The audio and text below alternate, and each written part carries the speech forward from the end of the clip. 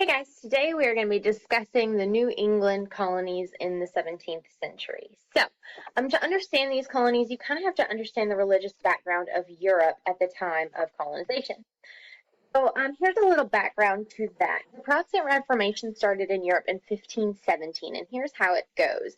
Martin Luther is fed up with the selling of indulgences and just the frivolity of the Catholic Church and how they are not promoting faith and rather just trying to get money.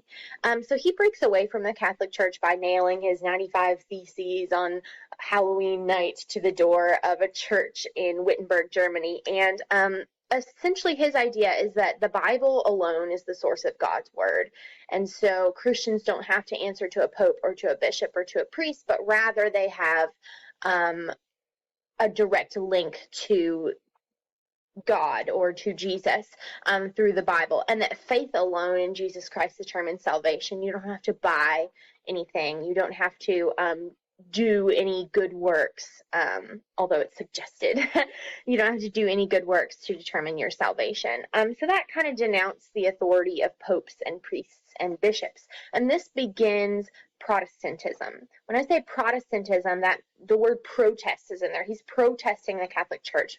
But Protestantism isn't just what Martin Luther believes. It breaks off into tons and tons and tons of different branches of religions. So most religions in Lawrenceburg you could consider Protestant, but they're still very different. A Baptist is different than a Presbyterian or an Episcopalian.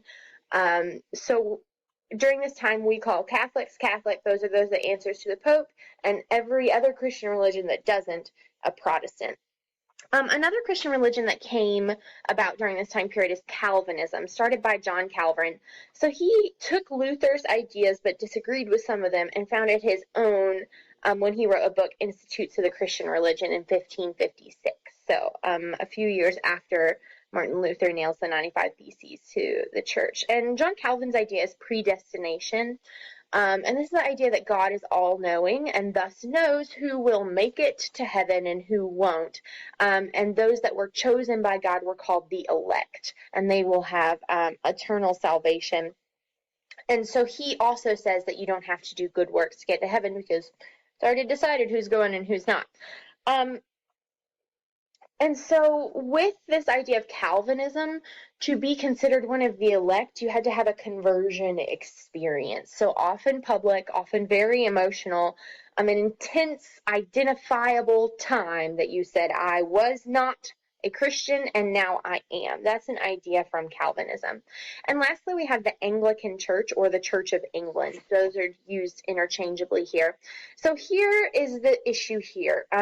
For a long time, England was Catholic. While King Henry VIII comes around, he wants to get a divorce from his first wife, and the Pope refused to grant him a divorce because there was no grounds for a divorce, and at the time, people just didn't get divorced.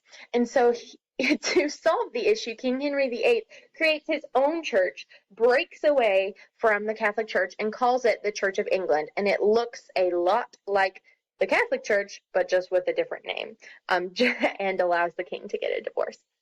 So that's the Anglican Church, and it will be put forth by his daughter Elizabeth when she is queen for one of the longest reigns in British monarchical history. So from the Anglican Church, we get Puritans and separatists/pilgrims, and here's the difference between them before we jump in. Puritans hope to purify the Anglican Church by removing all the Catholic elements and barring people from the church that were not committed to purifying. So taking all the ritualistic things, taking the hierarchy of people in charge and making it a more community-based church without all the Catholic Catholic rituals. And then separatists and pilgrims, they break off even further. So pilgrims were Puritans, but they break off. They separate themselves from the Puritans. And they're extreme Puritans who want to break away, and essentially they are kicked out of England by James I. They run away to Holland, and then they decide to try and make it in America. So that's where we will get our pilgrims, okay? So let's see where all this starts now that we understand the religion behind it. The Pilgrims, again, remember they are Puritans who break away even further, sometimes called separatists. So the Puritans are the first wave of separatists to leave. They leave Britain, they go to Holland, then they go to America, and essentially they are melding into more of a Calvinist predestination conversionism, conversion experience type of religion.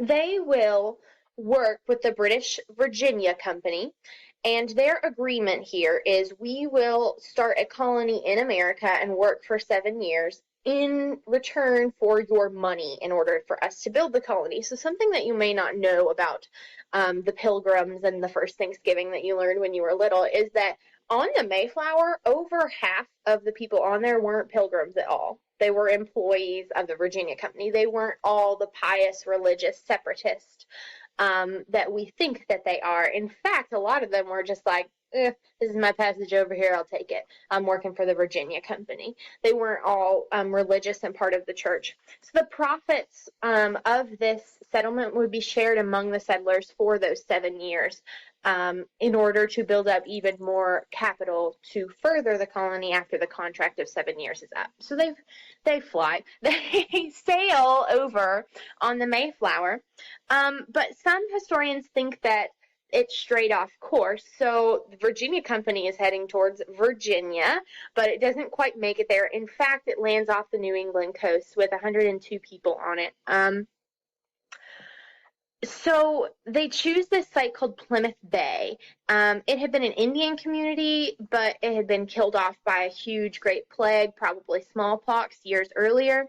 And actually, legally, they had no rights to where they landed because they landed in Plymouth, which is Massachusetts, not Virginia. And so actually, the first Thanksgiving, all those people there are squatters. They're there illegally, which is kind of interesting. On the passage over, the passengers of the Mayflower wrote the Mayflower Compact, and this is what historians point to as the first representation of a new order of government in the colonies. And here's what it is. The purpose of it is to legitimize the Pilgrim settlement outside Virginia, make it actually legal that they're there and that they're trying to start a colony.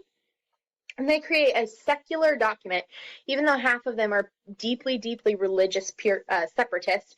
They create a secular document that just recognizes James I as their monarch, but also says that over here we're a self-governing colony, even though we still listen to what they say over in England. So it provided for majority rule among the settlers. They were going to talk about things and vote on them before they were executed in the colony. So this is a big instance of democracy starting with some of our first settlers in the New World. So the settlers have it really, really hard the first winter they're there. They don't know how to adapt to the climate. They haven't yet learned what crops grow there. So half of the 102 people that went will die during the first winter. And essentially, even though that happened, no one left the colony. No one said, screw this, let's get on the Mayflower and go back home. That was not how it occurred. So this is where we get the famous first Thanksgiving. This is in fall of 1621. So we have an English-speaking native named Squanto who had been taught English by previous settlers in the area, befriended the Pilgrims, showed them where to fish, how to plant corn, how to build, and introduced them to the Wampanoag tribe. And essentially the first Thanksgiving is not what we think of, a like set day where they come together and party, I guess, giving thanks. It's more of a peace agreement. It's more of an alliance formed for like mutual protection. We are friends. Other tribes will not bother us if we protect each other. So later on, by 1621, the Indians had helped them plant corn, over 20 acres of corn, and now they have more sustenance, and the pilgrims will eat corn and nothing but corn for a very, very long time. The pilgrims will adopt the Indian custom of coming together for a feast every once in a while, and that is where we get the term Thanksgiving. So actually, it's a Native American custom, coming together and having this giving thanks time of feast at the harvest time. And pilgrims kind of take it and twist it into, we come together and give thanks to God for what we have come through. And this will become an annual event, and we still celebrate today. It is a national holiday. And peace will last between the pilgrims. So some of the successes of the pilgrims is that they will eventually settle in economically with fur trade, lumber, and some farming continues here. Their religion will remain. That separatist notion of breaking away from the Puritans and further making it more Calvinistic will continue for a long time. Two important people I want you to know: William Bradford, write his name down. He will be the governor of this Pilgrim Society for over 30 times. And then Miles Standish. Miles Standish was a military man who was hired to protect and help accompany the pilgrims on their journeys. And so this colony of the Pilgrims will eventually grow to 7,000, and it will eventually be merged with the Massachusetts Bay Colony that we're going to talk about here in just a minute. All right, so in 1629, not too far from the Plymouth Plantation, the Massachusetts Bay Colony will be formed. They are Puritans, not separatists, so they are not pilgrims, and they will flee from England because of their fear for their faith and the fear of England's future as it is delving into the Church of England that they disagree with. One thing that's super important about Massachusetts Bay Colony, which is sometimes called MBC later on, they sign what is called, the Cambridge Agreement, and this is signed in England before they come over, and it'll take their corporate charter and kind of meld a government from it that will serve as its constitution for many years. And it is a form of self-government, while also owing to the fact that there is religion in the colony, and the colony was established for more of economic reasons. Speaking of those economic reasons, look on the PowerPoint slide there. Their economy will be based around fur trading, fishing, shipbuilding, and farming wheat. Their governor, this man right here, is John Winthrop. John Winthrop believed in covenant theology, and this is what that is. We're going to read a bit of it in class too. He believed that Puritans had a covenant with God to lead a religious experiment in the New World, sometimes called the Holy Experiment, sometimes called covenant theology. So he thinks that Puritans were given the right to land in the New World by God to start a new colony where it's essentially religiously perfect. He calls this the city upon a hill. He says, we shall build a city upon a hill, making it a beacon of light for other nations to look to. And that is his goal in helping the Massachusetts Bay Colony grow. Where it gets a little bit key in Massachusetts Bay, we have religion mixed with politics. The governor is saying we are a Puritan colony and we will do Puritan things here along with our government. So in the Massachusetts Bay Colony, governing was led by a government, but it was heavily influenced by the church. So 2/5 of the population of adult free males belonged to the Puritan congregations. So here's how they went about this. People that weren't part of the Puritan congregation could not vote, as neither could women. So we have just male Puritan males, and those mostly that own land will be able to take part in government of the Massachusetts Bay Colony. And this government was led through town hall meetings. And this is kind of like a staple of democracy, where they allow all male property holders to come and publicly discuss, but those that could vote had to be part of the Puritan congregation. The whole purpose of this government was to solidify that covenant theology that we were going to be a city on a hill. It was all part of enforcing God's laws. It was not a democracy. Even though people came together at these town hall meetings and had these types of democratic meetings where we vote and discuss things. It's not a democracy because it is so tied closely with the church that at the end of the day, the governor has all of the say, and the Puritan congregation has all of the say here. So this congregational church was established, and non-church members as well as believers in the Massachusetts Bay Colony were paying tax. So one of the hallmarks and aggravating things about the Massachusetts Bay Colony is that Puritans and non-Puritans alike living in the colony paid taxes, and those taxes went to support the church. So that is one of the main reasons that religion mixes with politics in the Massachusetts Bay Colony. Last thing on this list here, the Cambridge Platform in 1648, different from the Cambridge Agreement. The Cambridge Platform is the Puritan colonies of Massachusetts Bay. That is the Massachusetts Bay Colony, Plymouth, Connecticut, and New Haven. We're going to go over Connecticut and New Haven here in a minute. They come together and they discuss how they want to run their church, working out a congregational form of church government in detail, and essentially later these colonies will unite. All right, so one of the best things about the Massachusetts Bay Colony is not the colony itself, it's all the colonies that come from it. So they are so strict in their Puritan religion that many people get rubbed the wrong way and move away and start their own colonies. We're going to be talking about 3 of those here today. So the Quakers, they are a different sort of religion that branches off of the Puritans, and they believe in an inner light, meaning that each Christian has their own connection to the divine, and so much so that they don't really believe in the theology of the Puritan church anymore, and they don't believe in the importance of the Puritan clergy, and therefore don't listen to them, and therefore get kicked out. And so the Quakers will move to Pennsylvania, and we're going to learn more about that when we talk about the middle colonies, but essentially they were kicked out of Massachusetts.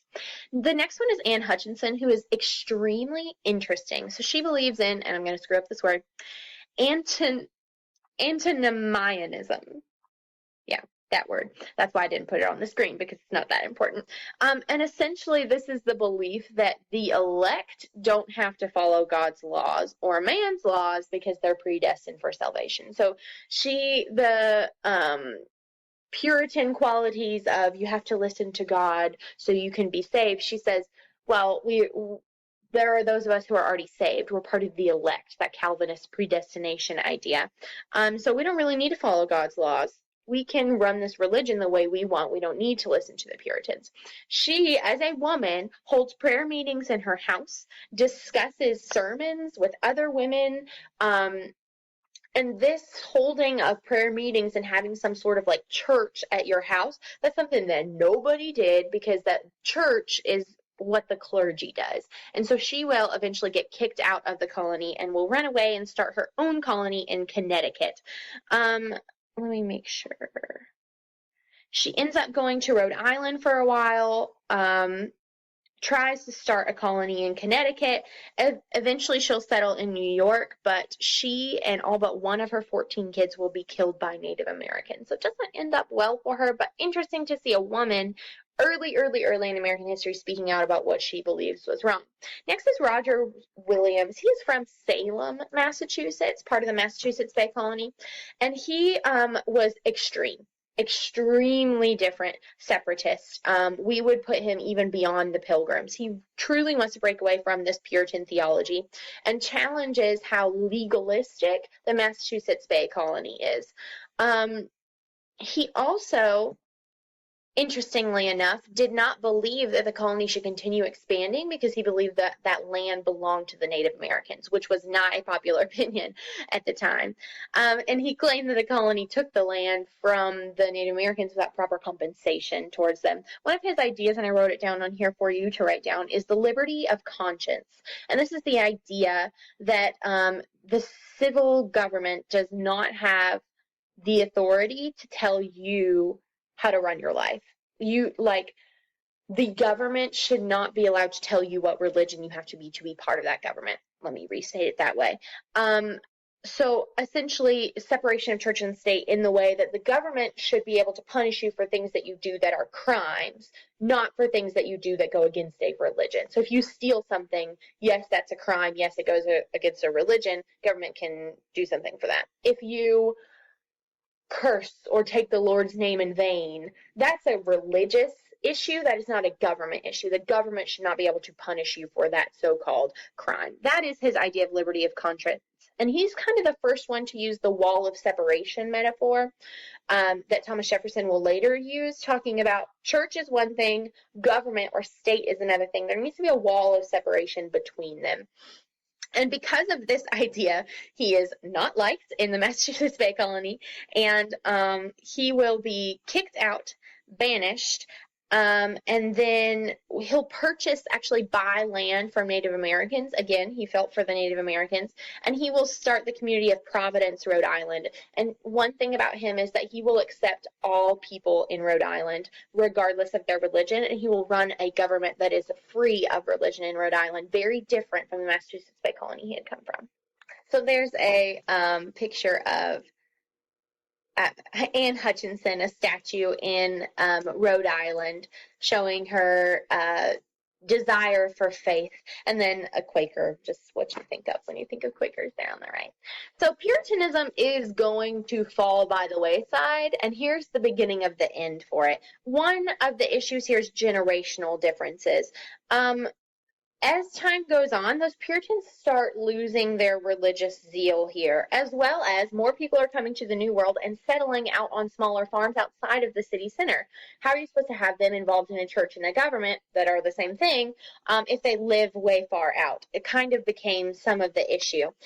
Also, we have Anne Hutchinson and the Quakers and Roger Williams who are dissenting, and that kind of becomes a popular thing. Oh, we're allowed to speak out our opinion. Let's all of us do it at once. So that 1630s and 1640s, those sort of people break away, taking a lot of people with them. One issue here is the Puritans use the Jeremiad, and I know I'm saying that wrong, Jeremiad, and this is the idea taken from the Old Testament, essentially to scare churchgoers, parishioners, into being more committed to their faith. Like, you are going to hell and damnation sort of idea.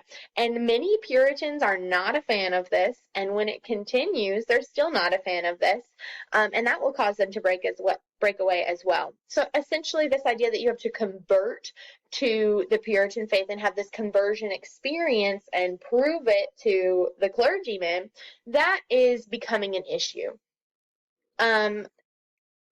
So these second generation Puritans, they have trouble getting their conversions authenticated by the church, and then their children can't be baptized if they weren't baptized. So it becomes an issue where less and less people are being those true Puritans. And this is where the Puritan church state government together thing comes up with a halfway covenant. And this is what the halfway covenant is. Partial members are those that couldn't prove that they had converted to the Puritan faith, but still came to church, were baptized when they were born, that sort of lifestyle, even though they're not technically part of the Puritan church. They were still allowed to continue coming to church. The halfway covenant is that their children can now be baptized into the church and then have a conversion experience later that makes them full Puritan members. So the halfway covenant before, it was you were born into the Puritan church, you were baptized as a baby, you had your conversion experience, your children can now continue to be Puritans as well, all on through the generations. Well, when people started dropping off, the Puritan church started getting smaller and smaller. They do this halfway covenant, it grows a little bit more here. Eventually, it'll get to the point where the church baptizes anyone, and the idea of predestination, and some people are meant and some people are not meant to go to heaven, and that kind of fades away. One other issue that causes Puritanism to fall by the wayside is the horror of the Salem witch trials in 1692. So Massachusetts is suffering from this extreme paranoia of witches and witchcraft and voodoo. It's not uncommon during this time for colonists to believe that the devil works through people or through things. That was a religious idea at the time. And so the Salem witch trials, this paranoia grows and grows and grows, and these accusations begin when these young girls are listening to a voodoo tale from a black servant, and they take that voodoo and they fear that the devil is working in their lives through these other women. And so it becomes a mass hysteria of the devil presenting himself through women. But here's the thing that historians have pointed to recently. Older women with money were often the ones accused, and they were more often accused by the young females that lived in the western part of the poorer regions of the Massachusetts Bay Colony. So, is it a class issue? Is it a real fear of witchcraft? Who knows? The hysteria spreads, reign of horror, older women are witches, they're burned at the stake, things like, not really burned at the stake, but 19 people were hanged, 1 was pressed to death, and 2 dogs accused of having the devil within them were hung. So the overarching idea of the Salem witch trials is that hysteria is growing, and that makes Puritanism look horrible, that they're killing all these women, and that will be one of the reasons that the Puritan colonies just don't continue their joining of church and state much longer. All right, if you were a colonist at this time period, you probably wanted to live in Rhode Island. Here's why. Remember, Rhode Island was started by Roger Williams, who was kicked out of the Massachusetts Bay Colony, and thus takes his ideas from Massachusetts Bay and puts them into a colony of his own, Rhode Island.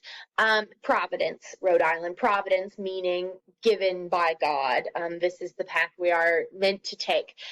So one very interesting thing about Providence, Rhode Island, it is true freedom of religion for all. It's not Maryland Toleration Act of 1649, Christian tolerance. We take Protestants and Catholics. It is all religions. Quakers, Jews, Catholics, Protestants, anyone can come to Providence, Rhode Island. They also did not allow that taxes to support the church. Instead, taxes supported a free of religion government. You did not have to join a church. You did not have to say an oath that you were religious or believed in God in order to vote. Speaking of voting, all men could vote. All men. Manhood suffrage. That is amazing for this time. Simple manhood suffrage makes it outset from all the other colonies where you had to be a white male, you had to own land, you had to be part of the church. Now, was there discrimination in the Rhode Island colony? Of course, but it's a lot better than the other colonies. So they will actually get a lot of migrants from England after advertising over there of freedom of religion, and a lot of other religious colonies. Massachusetts Bay Colony, if you hate your life there, you move to Rhode Island because Rhode Island has that freedom of religion. Eventually, Rhode Island is granted a charter from Parliament in 1644. That's when they officially become a colony, and now they have the rights to the land from the king himself. All right, Connecticut, 1636-ish area. 2 areas of Connecticut will be established and then joined together to form the colony. The first is Hartford, Connecticut, established by Reverend Thomas Hooker. So he flees with a group of Boston Puritans from the Massachusetts Bay Colony and founds the town of Hartford. And it's a lot of like little small farming towns that come together. And the reason they flee is because they hate the strict government of the Massachusetts Bay Colony. New Haven will be started by another group of Massachusetts Bay Colony Puritans who move away. What's different, though, is that New Haven wants a stricter and closer church government alliance, which is strange that they would come together with Hartford and become all of Connecticut. But New Haven is the only colony that will run from Massachusetts Bay Colony, spring off from Massachusetts Bay Colony, that is more strict than Massachusetts Bay itself. And at New Haven, they will establish the Fundamental Orders in 1639. And this is the first modern constitution in American history. It established sort of democracy controlled by the citizens, and the idea that government should be based on the consent of the people. And later on, this is going to be used in Connecticut's full charter, and even parts of it were drafted into Connecticut's current state constitution. All right, Maine, really quick here, it was absorbed into the Massachusetts Bay Colony in 1677 after purchase from the heirs of its founders. So it had just been bought and established by some rich people, then it was absorbed into Massachusetts, and then it will remain part of Massachusetts actually until 1820. So Maine itself as a state, as what we know it, the kind of like head of the United States, won't be established until 1820. All right, really quick, New Hampshire used to be part of Massachusetts Bay Colony, but they pissed off King Charles II because they were taking land all around it. So King Charles II takes New Hampshire, splits it off from Massachusetts Bay Colony, and makes it a royal colony. And the economy of New Hampshire is going to be fishing and trading as a royal colony, all profits going to King Charles himself. So that is the start of New Hampshire, and we have covered all of the New England colonies. So living in New England, despite the strict religion, was much easier than living in the South. The climate was less deadly. Cool and clean means less swampy water, which means less disease, and that actually ends up adding 10 years of the lifespan on to those that live in New England rather than those that live in the southern colonies. The life expectancy was 70 years old, which is actually very, very old for the time period in the New England colonies. Puritans, their family structure, they tended to migrate as families rather than as individuals. So lots of families would come together and move to a certain area. And I'm talking mom, dad, kids. And when I say kids, I mean lots of children. Families had many, many children at this time period, whether it be a religious thing or a lack of birth control thing, it happened. Small villages and towns started popping up because, like I said, those family structures, they would move and migrate together. And that means that there are strong knit communities of Puritans. The strong family stability produced healthy adults, which produced long-lasting social structure. So actually, despite the strict government and religion in one thing, living in a New England Puritan town was actually very healthy for families. So one issue that New England colonies faced was the Native American question. They wanted to continue spreading west and taking more land, but what was there? Natives, specifically the Pequots. So there was a huge strain over who gets what land and how is it taken. Is it taken or is it bought? And most of the time it was taken from natives. So relations between the Pequots and the Puritans leading up to what we know as the Pequot War from 1636 to 1637, just 1 year, were very, very strained as the Puritans wanted them to move. Essentially, the colony of Connecticut sends 90 men to a local Pequot tribe, and they just slaughter them. 400 men, women, and children slain within this year-long period here. And the Puritans will take Bible passages like Old Testament passages and justify their violence. And often those that survived during the Pequot War were captured, sold as slaves, kept as slaves, or some of them even fled and joined other native tribes. So after the Pequot War, the New England colonies will realize that they need collective security against the natives. So the colonies of Massachusetts Bay, Plymouth, Connecticut, and New Haven will come together and form the New England Confederation in 1643 area, like right after the Pequot War ended in 1637. So the purpose is to defense against foes, and not just natives. We're talking French and Dutch as well, who are colonizing in the New England area. Historians point to this as a first instance of the road to colonial unity. Yes, colonies are coming together, but it's not inclusive. It is all Puritans, so no Maine and no Rhode Island because they allow for religious toleration there. Essentially, they come together to defend against natives, but they end up solving other problems as well. Those intercolonial problems like criminals that run away or slaves that run away or disputes over land, things like that is what the New England Confederation will end up dealing with. So after witnessing the Pequot War, the Wampanoag Indians that were previously friends with the Pilgrims will attack, and the main Wampanoag, the Indian chief, Metacom, who, of course, the white people decided to call Philip instead of Metacom, he will attack, well, he will order his tribes to attack 52 out of the 90 Puritan towns in this area. And what's interesting about him, Metacom, is he is actually the son of Massasoit. I think I'm saying that correctly, who originally befriended the Indians the Pilgrims with Squanto in the early 1600s, 1630s area. So now his son is going against the Pilgrims, the Puritans, because of the horrors that he witnessed during the Pequot War. So 52 Puritan towns are attacked. Some of them are burned to the ground. 13 of them are absolutely decimated. No one lives there anymore. Everything was destroyed.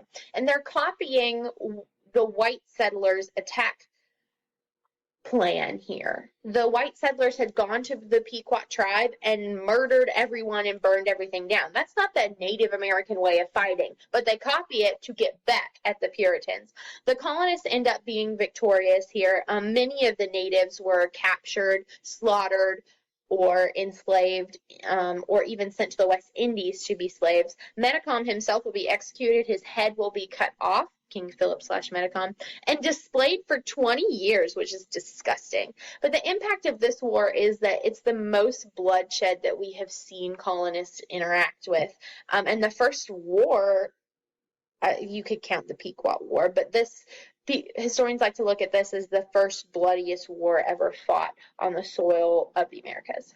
All right, so I'm going to talk about the Dominion of New England next, but first you need to understand two different terms to understand what I'm going to be talking about. The first is salutary neglect.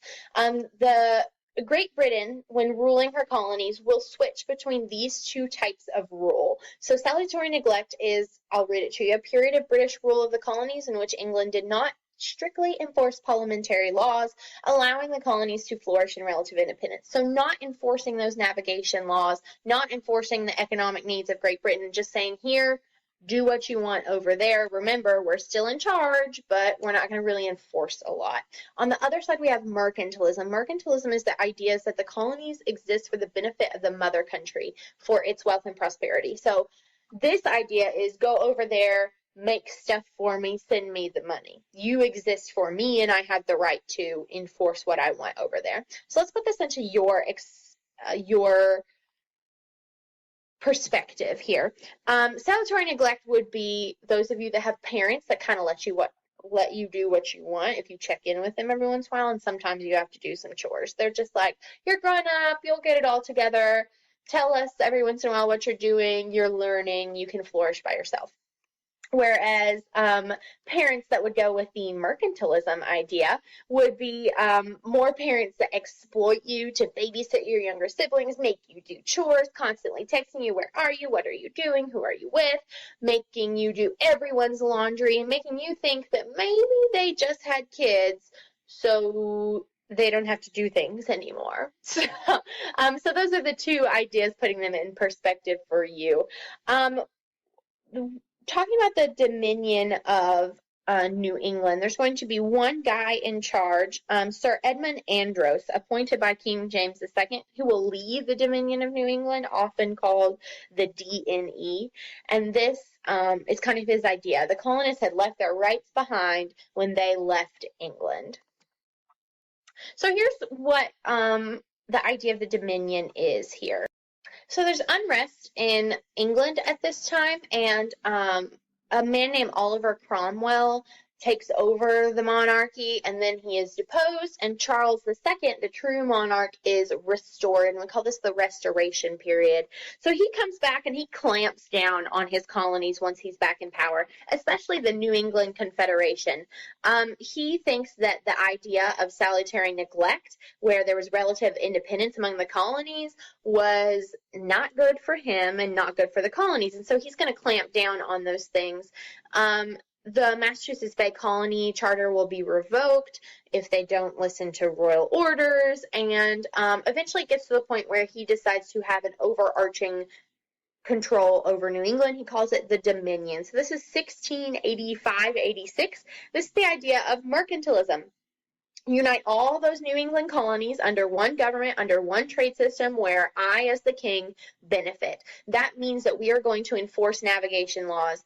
All trade with non-British colonies will be forbidden. You will put together your raw materials, send them to England to be manufactured, buy them from us. You will not trade with the Dutch. You will not trade with the French, is the idea here. Smuggling will be cracked down on, as well as governmental things in the New World. Town hall meetings were forbidden. All land titles were revoked. Heavy restrictions on court, press, school. Taxing people without consent, kind of. Saying that they don't have a right to have a representative in Parliament, as well as cutting back on smuggling, like I said earlier. So this is the Dominion of New England, and it does reign for a little bit here, but later on we're going to have the Glorious Revolution in England that you don't really need to know about, but essentially a Catholic monarch will come and take over, and he is James II, and he will essentially end the Dominion of New England, and those navigation laws will be less enforced and go back to a period of pseudo-salutary neglect. So I've told you the what of New England colonies. Here's the why. Why is it important, the significance? Essentially, New England colonies will be successful because there are different type of economy. In the South and Middle colonies, we have great soil. We can farm really, really well. In the North, it's rocky and it's kind of cooler and gets really, really cold in the winter. So not great for farming, but that means that we need a harder work ethic in order to be successful. We have to solve problems more in order to be successful. So we'll see a lot of lumber, shipbuilding, fishing, trading, finance happen in the North, and that will continue even to today. Puritans will contribute to American culture in the way of their democracy and in the way of the good parts of their religion. So let's talk about democracy first. Democracy within the Congregational Church via town meetings and voting rights started like 1630s and continues into today. Many of the churches you guys might attend have deacons and elders that vote on things. Town hall meetings where people come together and debate issues, and mostly white males can vote. That's a start to democracy. They also had a broader democracy in voting for civil things such as schools, electing officials, roads, building buildings, those sort of things. Now let's talk about the good parts of their religion here. The perfectibility of humankind and society. That's what Puritans believed. Puritanism provided unity and purpose and concern for morality of people, which is good, but not great when you combine it with government. It becomes a big deal. Salem witch trials, Scarlet Letter, that thing.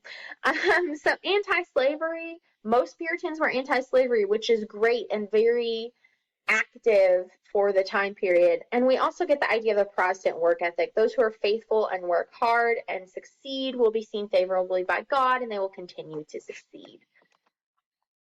One thing important about Puritanism is their idea of education. That education is important for white males, but still, it's starting somewhere. Harvard will be founded in 1636 to train clergy. It's the first college in the colonies.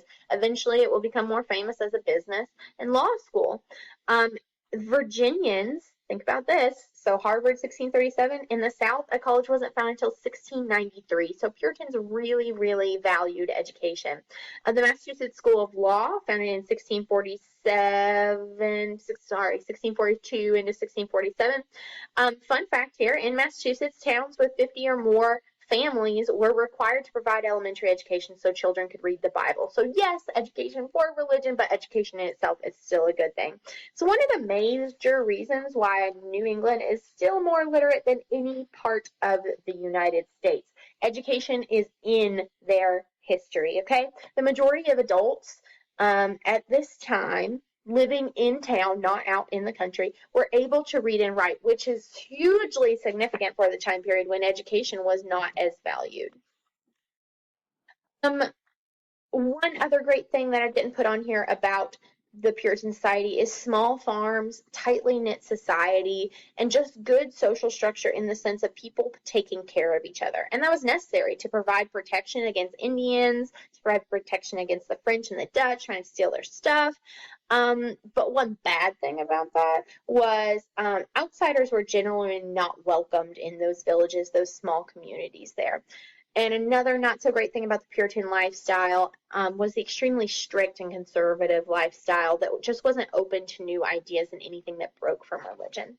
All right, so those are the New England colonies. We will discuss them a lot more in class and do some activities with and look at some documents. So thank you very much.